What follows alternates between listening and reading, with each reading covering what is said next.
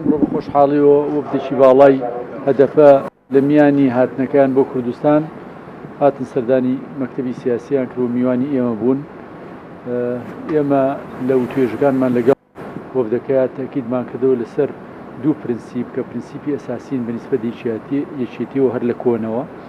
یەکەمیانەوەیە کە ئێمە وەکو حیزبێکی سیاسی گەورە پشتیوانی خەباتی دیموکراسی و مەدەنی کوردانی باکوورەکەین و لەگەڵ هەموو تێزە سیاسەکانی ترا و دووەمیشانەوەیە کە هەر لە کۆنەوە ئێمە لایەنگری هەوڵی ئاشتیانە بۆ چارەسەری کێشەی کورد لە باکوور بووین وەلو میانەشە جەنابی مام جەلال بە ڕەحمەت بێ دەوریشی گەورە و دەستپێشکەریشی گەورەی هەر لە کۆنەوە بینیوە و ئێستاش ئێمە لەسەر ڕێبازە پشتیوانی هەموو هەوڵێکی ئاشتیانەین و بۆ چارەسەری ئەو کێشەیە و بۆ کۆتایی هێنان بە چێشم و کێشەکان لەم ناوچەیە و ئەو پرینسیپە گشتیە تەکی دەکەینەوە کە بەبێ چارەسەری کێشەی کورد لە ناوچەی ڕۆژهەڵاتی ناوەڕاستە ئەم ناوچەیە ئارامی و ئاشتی بەخۆی نەبینیوە و ناشی بینێ.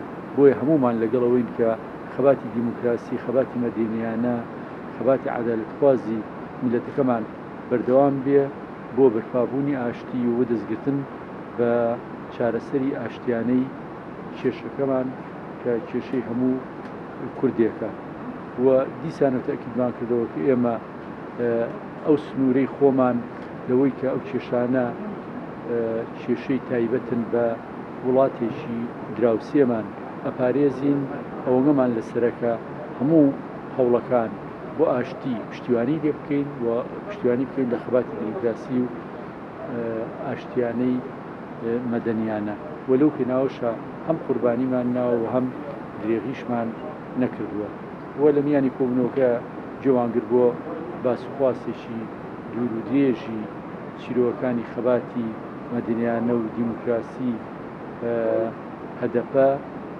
و هاوڵاتیانی باکوور و جوان کرد بۆ چیرۆکی معاناتی خەباتی ئەوان و تێکۆشانی ئەوان بۆ دیسانە پشتیوانی خۆمان دەربڕێەوە بە هەوڵێکەوەن ئەگەر هەوڵێکی کەمیش بێ بۆ چارەسەری ئاشتیانی ئەو کێشەی هیزاوەکاریەکە لەلایەن هەردوولا بۆ کاری بۆ بەرەپێ پێشچوونی و پرۆژە ئاشتیەکەوە داوایەکەن پشتیوانی کردن بوو لە یەکتر.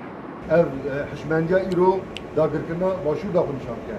Belê başûr jî em zanin 2002-2003 da di matalakê wan hebûn niha derketiye sû 6 heva. Yani çığa bêjin jî em operasyona dikin. Navê vê operasyonê jî datînin pençe 1, pençe 2, pençe 3 li belê em nerast e.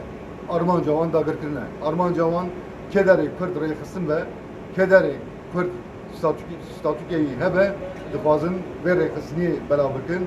Dixwazin vê statûyê holê rakin. Armanca ve derveyekê jî hatire me başûr jî rastî gere devamlî warin herin.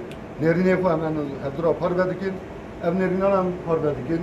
Ji bo me tiştê herê girî li Tirkiye cepha demokrasî em xir dikin.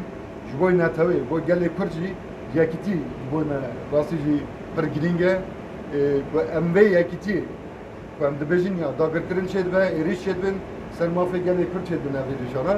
و ام ببین یک برتک نشانه وال ایریشان نکن راستی جی گلی می 3 سال دنی جیان دابه کن اواجی مافی متو کسی نینه یک ریخصنیه دکن یک ریبرتیه دکن ام گلی خورا و پیشروجا گلی کرد را ام دیندارن جبر به یکیجی ام مجبورن ام جی برتک نشان بکن راستی جی نوت دیا دا و کنزانن نابر برز اجاران PKK da و نابر devleti da کد و امگه که مزن نشان کرد مام جلال راستی جی وقت مام جلال جی دانی زمان یعنی چارەسەر کردن یعنی وقت یک مسعود برزانی یه مستی دانی زمان برز نیچیوان برزانی مسعود برزانی همو سروک حزب سیاسی افتبانی نظمان که ری باز دیالوگه دموکراسیه و آشتیه احتیاجامه جی ev en cevidi ama Aşitî xasına tarafeki tane bana be.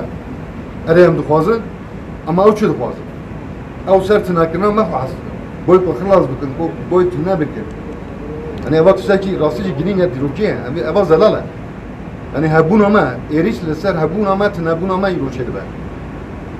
دمی دیروکی که ام دنیرن لهمبر باشور افشید بودن hani katliam evraçı bu anfalı bir nakın am harapçı bir nakın ki genamna ev kokirin hatuna gele kurd berxoda seknek nişandır bakur boy gele başur seknek nişandır çünkü deskefti başur deskefti gele bakure iro erişle ser hebuna gele başur çebe ama erişe her veki ser gele bakur çebiye berte kusa hatına nişan kırın ve şunları yuvara nişan kırın boy ve hem de tişte her girin ایرو جبوی ما پیوست یکی تیان نتویه